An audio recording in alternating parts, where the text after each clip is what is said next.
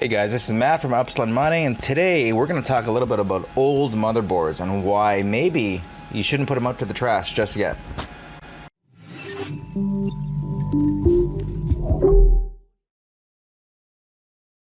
Okay guys, so I just wanted to make a video that's going to be relatively quick about why I think that choosing an older ATX motherboard, maybe you have an old computer laying around, maybe your mom gave you an old computer, you upgraded years ago and you had an old rusty computer just kind of sitting in the basement for who knows how long, and you're like, man, this thing is so old. It's got like an old AMD Athlon processor, an old like Celeron processor from like the early 2000s or something sitting around. You're like, I'm never going to use this again.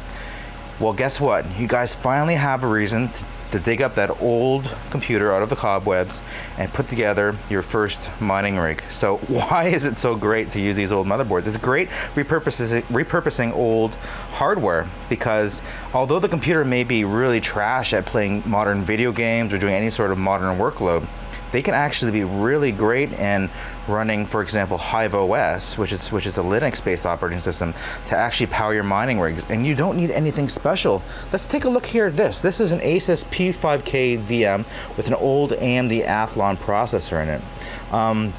This thing I bought back in the early 2000s, probably like 2005 or something, like 15, 20 years ago, and that's a long ass time ago, guys. But look at it. It's got DDR2 RAM, so these are 2 GB sticks each. So back in the day, we didn't have a lot of RAM. We're talking, if you had 8 GB, you were like balling. So this is like 2 GB each. So this entire thing's got 4 GB here. It's got the processor, the old processor with the heatsink and the fan running on it, which is perfectly fine. It's got SATA power connector, so it's not super old. So you can run a SATA drive on this, so like an SSD, a modern SSD can be hooked up to it. If you have an older board that only has an IDE connector, I don't know if you guys remember these old IDE connectors from way back in the day, you may be able to get away with that as well, as long as you have a couple other prerequisites. So ATX power supply traditionally will have a 40-pin ATX connector. This will go into your ATX power supply, which means you can power this with any modern power supply as well as older power supplies. Just to make sure your power constraints are in check. So you make sure that the power load on your power supply is enough to support the cards you plan on putting onto it. Now let's take a look over here for a second. So this old motherboard has a couple different slots. It's got this old video card slot here, which is for it's basically just for a dedicated video lane, a PCIe lane. And then you have your PCI connectors, which are really old. No one uses these anymore. Most people can't even recognize these PCI. Before this, we used to have those really old, like, man, I forget what they were, like ISA, I'm wanting to think. They're like, I think they're really old slots. They were black and they're really long. We're going back like 30 years now, though. But what I'm trying to say is, what you want to look for is these guys here. This is a PCI Express port, and that's also a PCI Express port.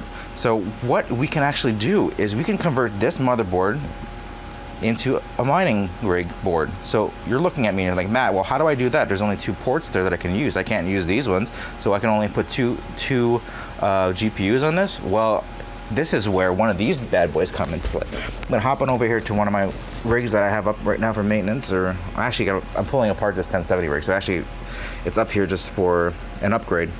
But what we have here is we have a little board. It's a PCI 1-to-4 expander board. And what this actually will do is it'll actually allow you to convert one PCIe Express port into 4. So you can actually connect up to 4 GPUs to it as well, not only just the one. So this is a great way to take an old board and just kind of use an old using old technology. You can actually convert this into a slot. Like you see here, we have you can see that. So you got, here's the board itself, okay, that goes into one of the slots down here, and then you have 4 connectors, okay, and then you have these 2 other connectors running to other GPUs, but this will power 4. The one thing you have to make sure of is that this board actually has a certain number of PCI Express lanes, and you can tell that by looking at the specs on the motherboard. You can't really tell from here. I had to actually experiment with this one a bit, so I actually had to put the board, the 1-to-4 board, in this slot here and not in this one here. But each slot has something called data lane, so PCI Express data lane. So inside each slot, you actually have certain number of data buses which run through the board and into the CPU. And the whole board itself and the CPU has a capability of having a certain number of data lanes allocated from these actually interface slots. So I'm going to just hop on over to the computer real quick and we'll talk about that real quick. But yeah, this is some old stuff that I had laying around. This was actually powering a rig at one point. I pulled it out and put a new Dell board into it with a little bit more of an efficient processor. But this is a great way of just repurposing old hardware. Anyways, guys, I'll see you in just 1 second. Hey guys, so here I am on the computer. I'm just taking a look at some information about these splitters. So I have multiple rigs using these splitters actually, and the main reason I decided to use older ATX motherboards was essentially just because it was dirt cheap. And I also had that motherboard laying around, so literally it was zero cost to me. So let's take a look here at what you actually will need. So first off, you'll need an old motherboard. So this motherboard here that I had, it's actually, I don't know if I can find it here. There's no pictures online really, but you just need an old motherboard like this. So here's an example of an old motherboard. The motherboard I have, it seems pretty old, so there's not a lot of documentation on it. I've been looking up the details, but if you do have an old one, make sure there's at least 2 of those PCIe Express slots in them. So like the slots themselves are kind of like, they look like this, right? So here's one. Actually, I think I have a motherboard like this too. And here's another one, so this one, and there's 2 here as well. The PCIe X1, X16 just refers to the data transfer rate. For the most part, what you will need, let me dog out 1 second. The dog always wants to be let out in the middle of a video, but I leave it in for entertainment value. So let's see here. Yeah, so the X1, X16, when I first started looking at this, I thought that was the number of data lanes, like X16, oh, that means 16 data lanes. It actually doesn't mean 16 data lanes. It actually means the speed, from what I understand, based on my research here. Yeah, so there's some research here. So basically, PCIe X1 slot is used to plug in low-demanding PCI expansion cards that do not have a very high throughput transfer rate, such as network adapters, port expanders, sound cards, and certain riser cards. That's the reason why all the riser cards, like if you actually look at the risers that we have that connect into the board for the most part, are simply, they use a little, let's take a look at that. We'll look that up.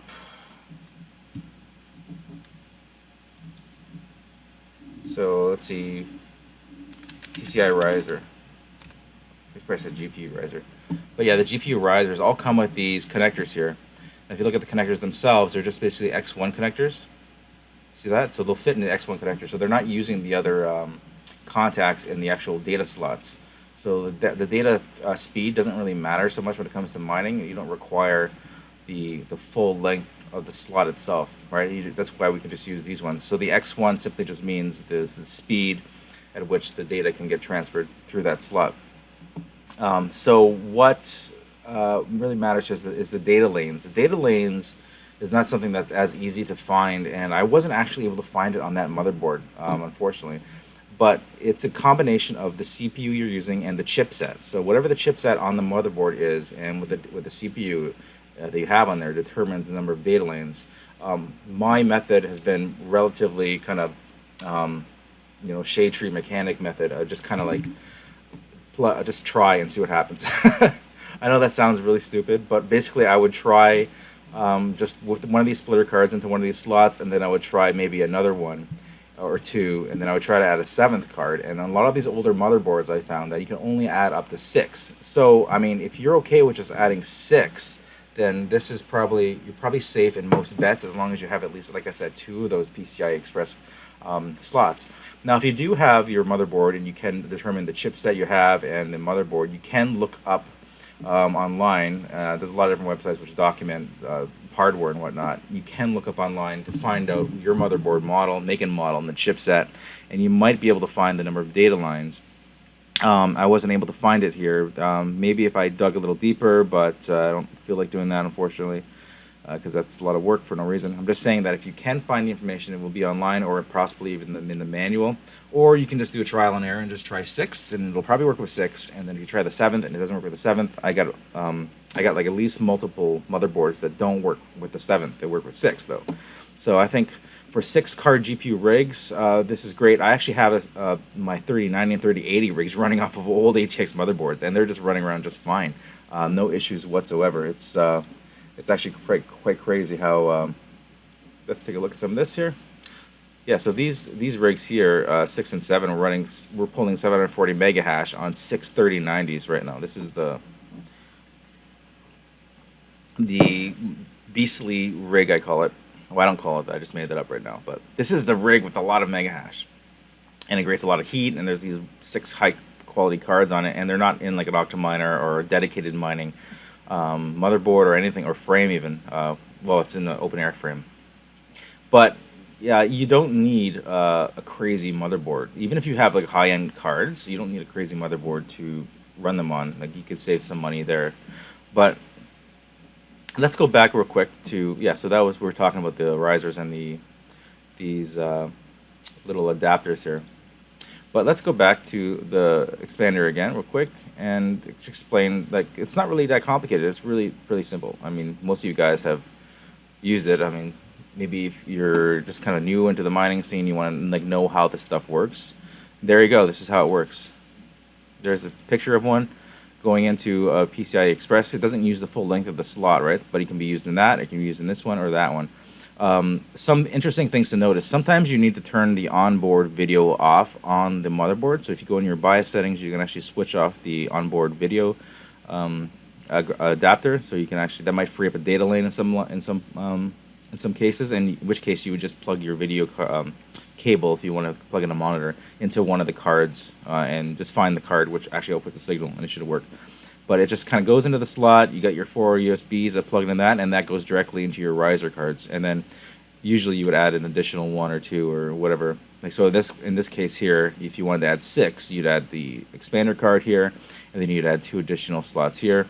And this is just saying that it'll go in any of these slots, right? These are the different sizes. So like if you take a look here, we only really use this much because the data transfer speed doesn't need to be very high for mining purposes. But like these motherboards do have up to 4 different sizes, right? We got a 1X, 4X, 8X, and a 16X. Basically, depending on how demanding the peripherals that you plug in. But in this case, for mining, we're only going to use these ones. But I mean, like I said, you can plug a smaller one. So like this, take a look at that. You can plug a smaller one, so anything, into a larger slot. It'll work.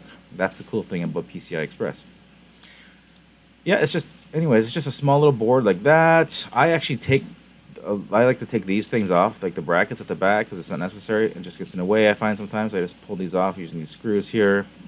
Look at this. Yeah, it just gives you some examples. And it runs on Hive OS. Yeah, so you can run Hive OS. I recommend running Hive OS on these old machines. Like that motherboard that I had that I showed earlier, that old Asus motherboard. That I couldn't install Windows 10 on that. So I'm like, okay, well, screw it. But when I put the Hive OS on it, it was just like no issues at all. So there you go, guys.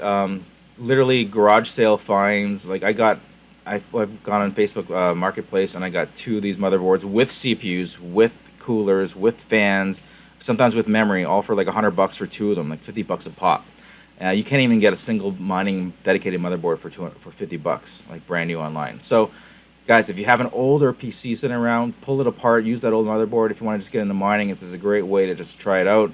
You can start with 1 GPU and move your way up to 6 with one of these expander cards, or if you don't have an expander card, you can even run with a number of slots on the motherboard in most cases, pretty simply.